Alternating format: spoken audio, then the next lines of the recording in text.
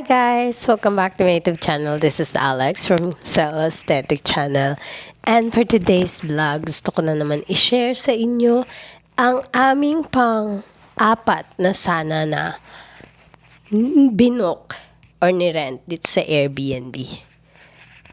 And by the way guys, wala ngayon si Eric kasi nandun siya sa baba at nagle-live siya sa isa naming channel which is The Adventures ASMR. I hope you guys subscribe that to support niya yan. So, ayun guys, nandito tayo mag-isa because of course, gusto kong i-tour sa inyo yung binook namin na Airbnb ngayon. So, same pa rin naman ng building sa ikalawa naming Airbnb na binook this month, but yeah, different unit pero same host. So itutur ko kayo guys, tara samahan niyo ako. Pasok po, ito agad yung makikita mo yung view and yung whole unit, yung buong kwarto. Hindi siya ganun kalaki pero so good, sobrang perfect nito para sa dalawang tao, I guess. Yeah, for your friend or your partner. So anyways, let's go back to our main topic. So ayun, pagpasok mo, makikita mo yung buong kwarto. Everything na kailangan mo andito na. I'm not being so OA or something. So eto, may fridge dito. Syempre, kailangan natin to. Lalo na kapag may mga leftover tayo na pagkain, ganyan-ganyan, na kailangan natin i-take out. And syempre, para mayroon tayong masarap na inumin, like, alam niyo naman, soft drinks, or gusto niyo naman ng tubig, mayroon tayong fridge na pwedeng paglagyan. And hindi lang siya, normally kasi sa mga Airbnb, di ba, maliliit lang yung fridge nila. Yung talagang maliit na size. This is a big fridge. May freezer pa. So, syempre, pag may fridge, and pag may mga leftover na foods tayo, kailangan natin i-reheat, which is, they also have the oven. Di pala oven. Microwave. So, ayan guys, meron din silang microwave.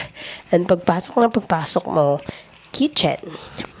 Meron silang kitchen that have this electric kettle para pag gusto nyo magkape or whatsoever.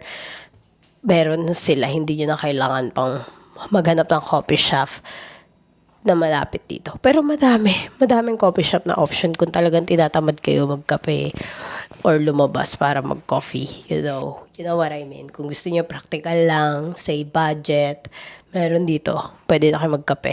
So, yan. Meron silang, mali pa yung nabuksan ko. Meron silang mga plates and of course, kung magkakape tayo, syempre meron silang mga mug and plates and cutlery as well. So far guys, alam nyo ba, ito palang Airbnb na meron silang knife set. At meron pa talagang gunting.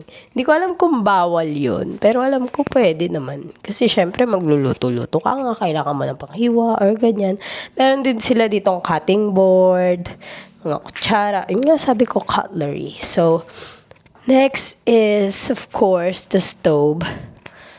Pero hindi siya gas stove. So, parang induction siya. Kasi, di ba nga, electric. Pero kasi, yung type niya, parang double burner. So, ganon.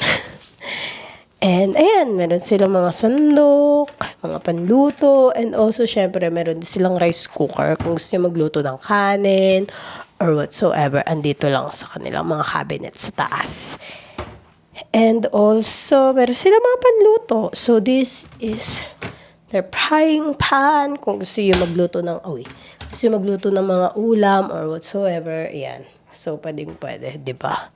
Sulit ang pagstay. So, after the kitchen, guys, makikita nyo, syempre may pa-dining table. Syempre, kung magluluto ka, saan ka kakain? Diba? Dito. Tignan nyo guys yung dining table nila. Ang ganda. So, tignan nyo guys yung dining table nila. Ang ganda. And, ang very aesthetic ng kanilang upuan. Parang cell aesthetic. Charot. So, ang cute din ng ang tawag dito, flower base nila dyan. Ang ganda. Alam nyo, actually guys, gusto ko yung gantong plants. So anyways, meron din silang malaking mirror na syempre pag kumakain tayo, tingin-tingin tayo sa salamin, tingnan natin kung maganda pa rin tayo. Hindi, charot lang. So after that, syempre dalawa yung kanilang upuan for dining table. Guys, aside from their bed, meron silang extra mattress na siguro possible for guest or visitor, you know. So, meron silang TV. Ang laki. Guys, ang laki ng smart TV na yan. Kukonect nyo lang yung, ang tawag dito, Netflix nyo, YouTube nyo, it's all good. And also, kapag Airbnb, may internet. So, meron silang internet. And, meron silang parang, what's this? Cabinet organizer or something. Yeah, but let's go forward here. Nakikita naman pala. So, ito yung pinaka-cabinet nila, guys. Kumpleto, guys. Kasi may plancha na, tapos meron pang, yung kabayo, yung pang planchahan. Ganon. Tapos may blower na rin for all the girls. So, ito naman is, extra storage room for your things and stuff. Kung kailangan naman talaga. Kasi ako, sa tingin nyo ba kailangan ko to? Sa liit kong to, wala akong malalagay dito. I'm just kidding, guys. Papakita ko dito sa inyo. Ito na yung bed natin.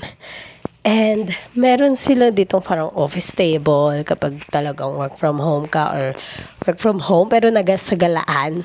Hindi, I mean, kung talagang may kailangan kang gawin, bring your laptop or whatsoever, pwede ka dito mag-worky-worky kung very workaholic ka. So, eto guys, ito yung pinaka-cutesy na gusto ko is meron silang pa light dito sa gilid. Tapos, syempre, bubuksan dalawa yan, guys. So, bubuksan nyo lang. Tapos, pwede nyo siyang, ayun lang yung buksan nyo pag very gusto nyo. Very romantic sa gabi, ganyan-ganyan. Ayaw nyo masyadong maliwanag. It's okay. Meron kayong ganyang ilaw. So, guys, sa bed nila, super laki ah. This is king size, by the way. This king size bed. Sobrang laki, Kami ni Eric, pwede na kami magpatulog ng pa-horizontal or vertical or diagonal, whatever. Kasi nga, malaki nga yung bed nila. So, I love it. And ito pa guys, meron silang storage sa baba, racks.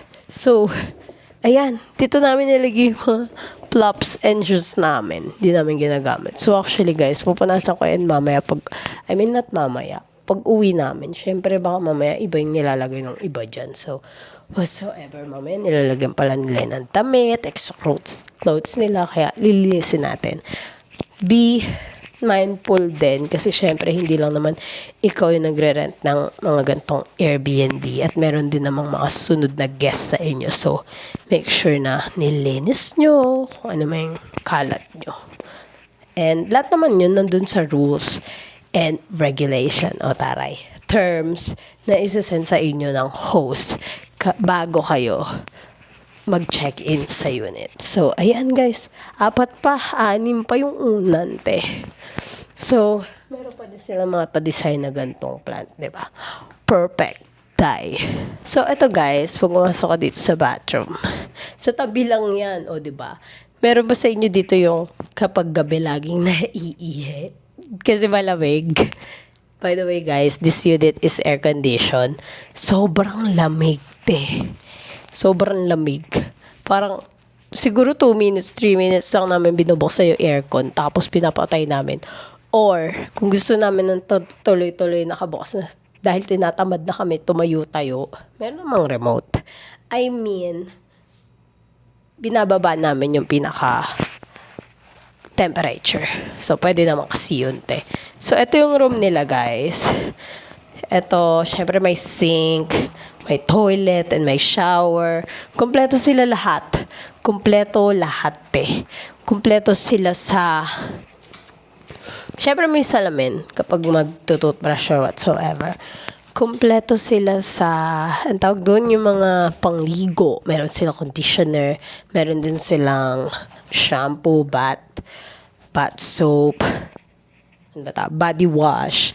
Meron sila mga ganon, and pinagpo-provide din sila ng, of course, toilet paper. And also, guys, sa kanilang water, merong heater. So, wala ka nang poproblemahin. Kung nilalamig ka, pwede mo naman painitin yung tubig. Charot, hindi ganun. I mean, pwede mo naman i-turn on. Buksan mo na lang heater, dami pong sinasabi. Charot, hindi. Kapag nag-book naman kayo dito ng Airbnb, guys, libre, pwede kayong mag-gym kung kailan nyo gusto. So, free ang gym nila, pero yung swimming pool nila is may bayad 200 per head. So, kailangan bago kayo mag-swimming, magbabayad muna kayo. And ipapakita nyo yung proof of payment sa nagbabantay dun sa may swimming pool. So, ayun yung pinakakailangan. And of course, syempre, lista nila. Or, pwede naman yung kagaya ng ginawa namin ni Eric, which is add to tub. Yun yung ibabayad mo na lang sa guard. Kailangan honest ka, ha? Pero, pili ko mahigpit sila. Kailangan mo talaga magbayad. Nakiusap lang kami ni Eric kasi wala kami dala na wallet. And, yep. So, hindi namin mababayaran.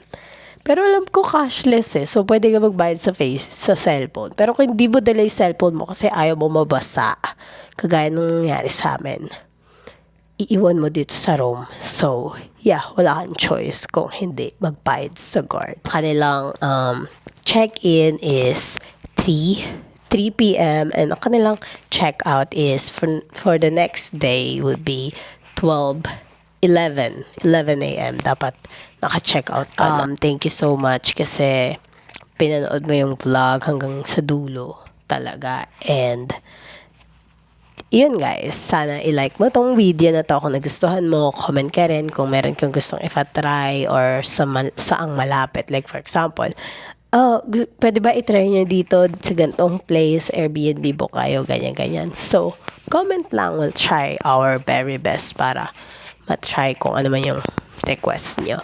And also, don't forget to share kung meron kang kakilala na mahilig pumunta sa mga mall, Pinis, Grand Canal, mga ganyan, yung mahilig, tapos naghahanap ng pwedeng pagstayan. So, share nyo to sa kanila. Yun lang. Thank you again so much for watching the video, and I hope you guys see you on my next video. Bye-bye!